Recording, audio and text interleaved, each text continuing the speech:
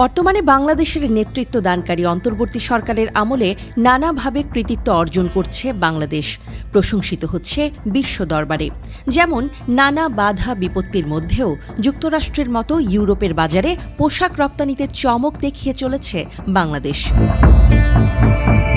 ইউরোপীয় ইউনিয়নের পরিসংখ্যান দপ্তর ইউরোস্ট্যাটের সাম্প্রতিক পরিসংখ্যানের বরাতে বাংলাদেশের গণমাধ্যমগুলো জানিয়েছে, জানুয়ারি থেকে মার্চ পর্যন্ত মাত্র ৩ মাসে পোশাক খাতের রপ্তানি আয় ২৯.06% বেড়ে ৫,৯৭৬.০৯ মিলিয়ন মার্কিন ডলারে পৌঁছেছে, যা গত বছরের একই সময়ে ছিল ৪,৬৩০.৫২ মিলিয়ন ডলার।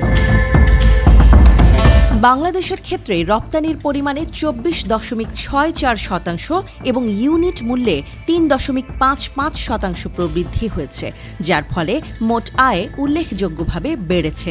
এই তিনটি সূচকের একসঙ্গে উন্নয়ন একটি ভারসাম্যপূর্ণ প্রবৃদ্ধি নির্দেশ করে, যা শুধু উৎপাদন নয়, পণ্যের গুণমান ও বাজার মূল্যের উন্নয়নকেও তুলে ধরে।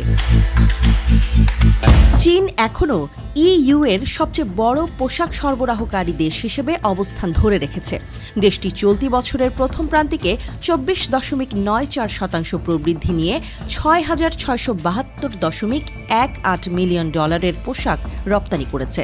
তবে প্রবৃদ্ধির দিক থেকে বাংলাদেশ চীনের চেয়েও এগিয়ে।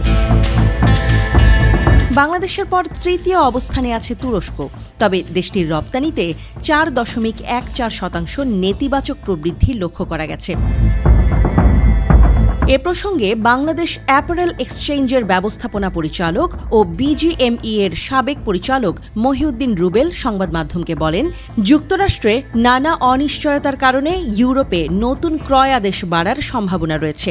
এই সুযোগ কাজে লাগাতে হলে পণ্যের মান, প্রতিযোগিতামূলক দাম এবং সময়মতো ডেলিভারি নিশ্চিত করতে হবে।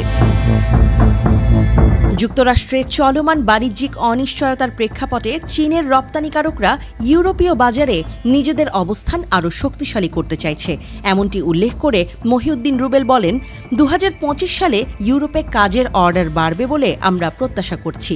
এই সুযোগ পূর্ণভাবে কাজে লাগাতে হলে দক্ষতা, মান এবং মূল্য প্রতিযোগিতায় বাংলাদেশকে শীর্ষে থাকতে হবে। বিশেষজ্ঞদের মতে, এই অগ্রগতি সত্ত্বেও সামনে বেশ কিছু চ্যালেঞ্জ অপেক্ষা করছে ইইউ এর নতুন গ্রিন ডিল ও টেকসই উৎপাদন নীতিমালা। সরবরাহ চেইনের নিরাপত্তা ও স্বচ্ছতা, দক্ষ শ্রমিকের ঘাটতি ও প্রযুক্তিগত উৎকর্ষতা, বিনিয়োগে গতি কমে যাওয়া এবং বিদ্যুৎ জ্বালানি সংকট। এসব চ্যালেঞ্জ মোকাবেলায় সরকার, শিল্প মালিক ও শ্রমিকদের সমন্বিত পদক্ষেপ অপরিহার্য। ইউএস ডিপার্টমেন্ট অব কমার্সের আওতাধীন office of textile and apparel অটেক্সটার হালনাগাদ তথ্যে দেখা যায়, চলতি বছরের প্রথম ৩ মাসে যুক্তরাষ্ট্রে ২২২.৩৯ ডলারের পোশাক রপ্তানি করেছে বাংলাদেশ।